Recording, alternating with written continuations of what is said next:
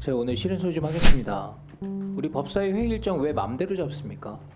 앞으로 상의해서 해주세요.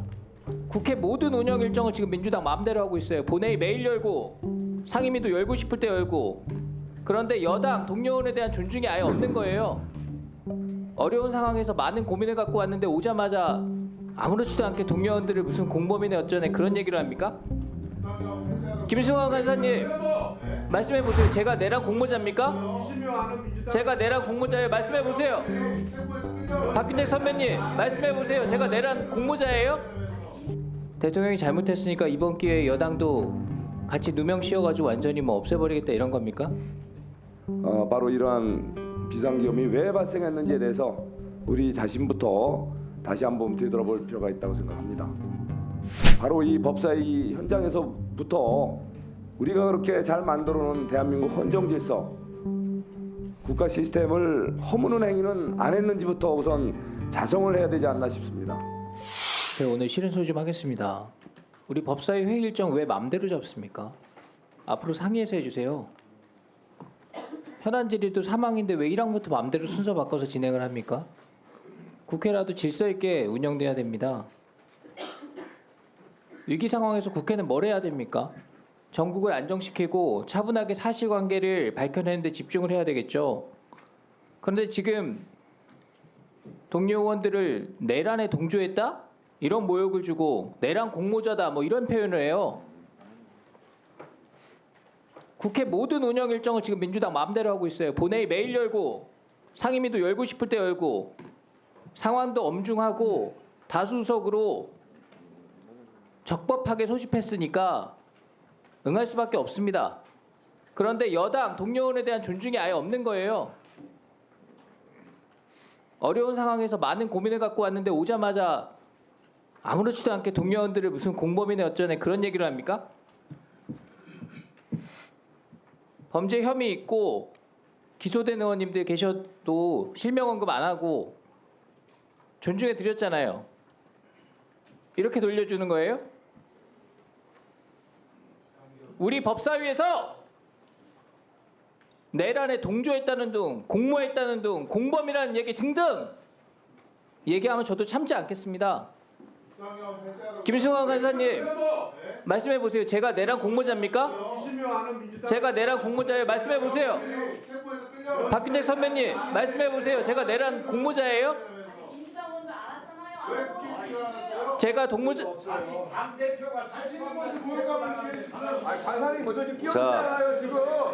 자, 잠깐만요. 박준태 의원님 잠깐 발언 시간 드릴 테니까 시간 중지해 주시고요.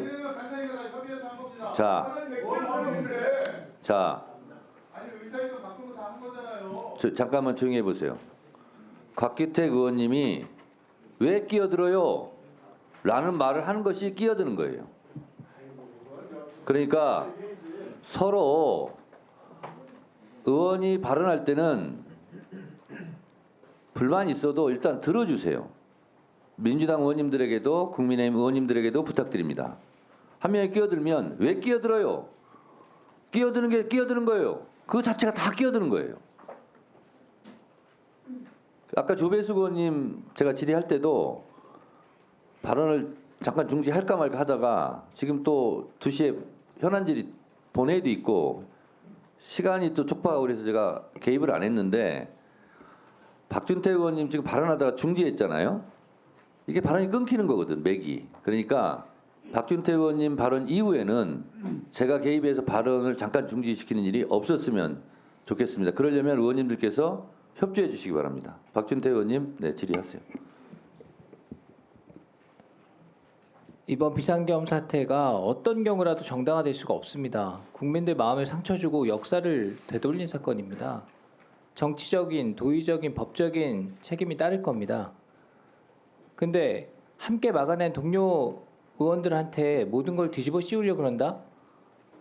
대통령이 잘못했으니까 이번 기회에 여당도 같이 누명 씌워가지고 완전히 뭐 없애버리겠다 이런 겁니까? 추경호 원내대표 내란죄 공범으로 경찰에 고발하고 특검 수사 대상에 포함시키고 국회의원 제명안까지 내셨더라고요. 저는 민주당 의원님들이 어떤 게 진실인지 다 알고 계시다고 생각합니다. 민주당은 어떤 정보를 어떻게 들어서 그렇게 빠르게 모였는지 모르지만 우리 국민의힘 아무런 정보가 없었습니다. 의원들이 퇴근하거나 약속에 가 있거나 지역구 내려가 있다가 뉴스 보고 놀라가지고 급히 온 거예요. 모두 똑같습니다. 저도 퇴근하자마자 기자들 전화 받고 알았어요. TV 트니까 뉴스에서 나오고 있더라고요.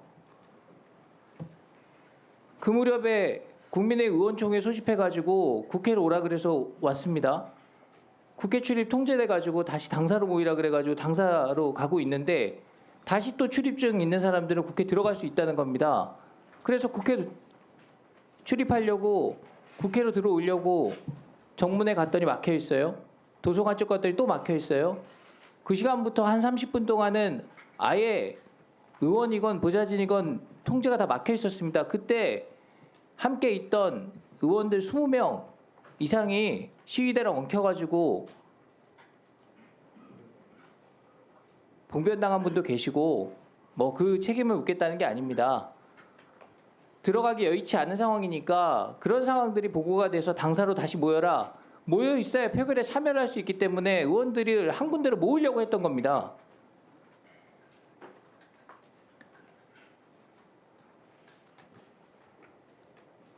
공공시 30분경에 추경호 원내대표가 국회의장님이랑 통화를 했습니다.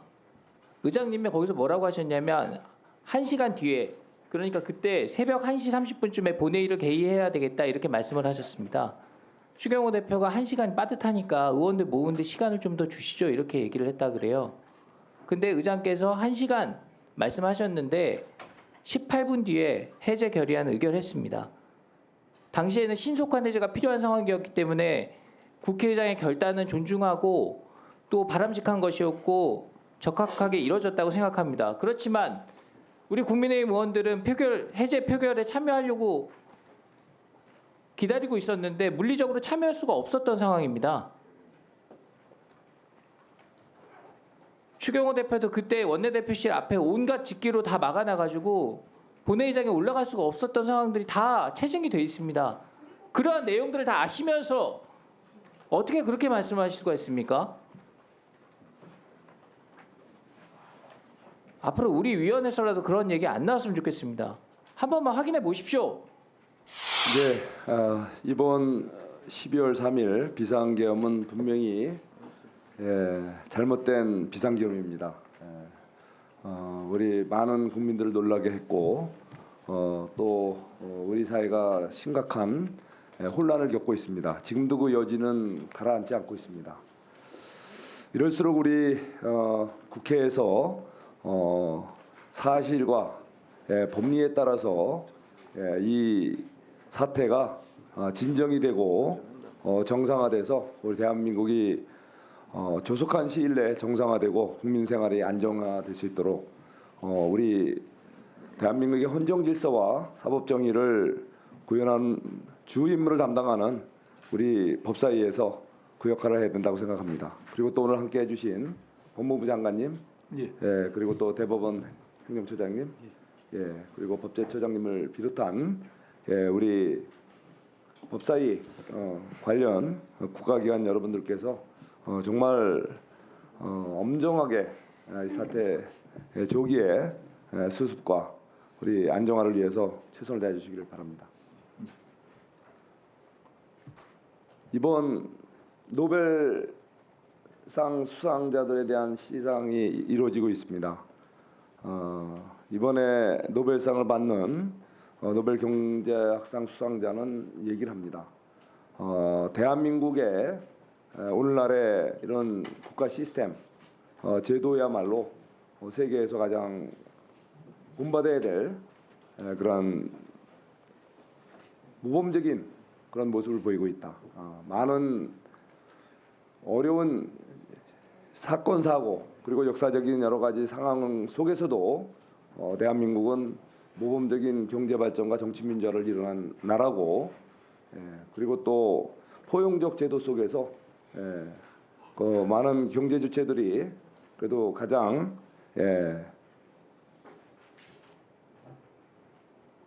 세계가 한번 관심 갖고 또 배울 필요가 있다는 그런 지적을 하고 있습니다. 이렇게 성숙된 대한민국에서 이러한 비상계엄 사태가 벌어진 거 정말 이거는 너무나 불행하고 안타깝게 생각합니다. 하지만 바로 이러한 비상계엄이 왜 발생했는지에 대해서 우리 자신부터 다시 한번 되돌아볼 필요가 있다고 생각합니다. 바로 이 법사위 현장에서부터 우리가 그렇게 잘 만들어놓은 대한민국 헌정질서, 국가 시스템을 허무는 행위는 안 했는지부터 우선 자성을 해야 되지 않나 싶습니다.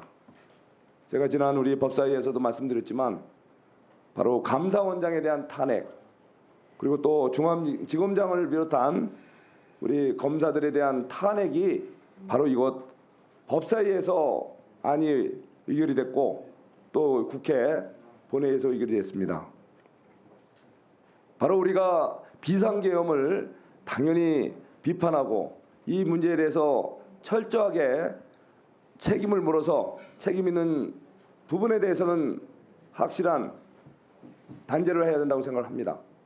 하지만 우리 스스로도 바로 국회가 해야 될 제대로 된 예산안 처리, 그리고 민생법안 처리, 이런 것보다 국가기관을 허무는 듯한 탄핵 결정을 벌써 몇 차례나 했습니까? 바로 이러한 모습부터 우리 스스로 반성해야 된다고 생각합니다. 이번에 비상계엄으로 인해서 많은 분들이 조사를 받고 이제는 앞으로 또 재판도 받게 될 겁니다. 특히 이번에 오늘 우리가 현안 질의도 내란, 바로 12월 3일 내란 사태에 관련된 현안 질의 시간입니다. 바로 이 내란죄에 대해서는 엄중하게 우리 사법부에서 판단해 주실 겁니다. 수사기관에서 또 이거에 대한 판단해서 기소 여부를 결정할 것입니다. 다시 한번 돌이켜보면 대한민국 영토의 전부 또는 일부에서 국가 권력을 배제하거나 국헌을 문란하게 할 목적으로 폭동을 일으킨 자를 내란 범죄자라고 합니다. 바로 이거의 혐의에 대해서는 냉정하게 이루어질 수 있도록 우리 수사기관이나 또 사법당국에서는 엄정하게 추호도 법리와 사실관계에서 벗어나지 않도록 또 어떤 여론이라든가 외부의 압력에 의해서 굴복하지 않도록 법무장관과 대법원 형사장님 입장을 한번 말씀해 주시죠. 그렇게 수사가 진행될 것이라고 생각하고 믿고 있습니다. 예, 말씀드린 것처럼 이제 의회와 시민의 적극적인 노력과 의지로서 헌정 질서가 조기에 회복되어서 다행이라고 생각합니다만은 그래도 노란의 위기에 지금 처해 있다고 생각합니다. 이런 상황일수록 저희 사법부가 중심을 잡고 헌법과 법률과 양심에 따라서 최선을 다하겠다는 말씀드립니다. 제가 의원님들의 추이 주장에 대해서는 개입을 하지 않았습니다. 지금까지. 다만 사실과 다른 얘기를 해서 국민들에게 잘못된 인식을 심어줄 우려가 있을 경우에는 제가 그것을 바로잡곤 했는데 그렇지 않은 것이지만 제가 한 말씀 안 드릴 수가 없습니다. 이 비상계엄 내란 사태가 법사위에서 시작된 것도 책임이 있다는 뉘앙스로 얘기하는 것은 매우 유감스럽습니다. 그리고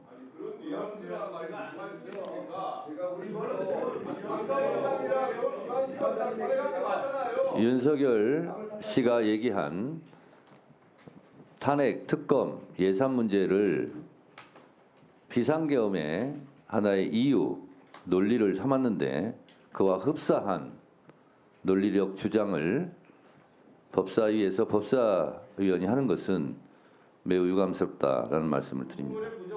이 정도만 하겠습니다. 제가 많이 참고서 한 얘기입니다.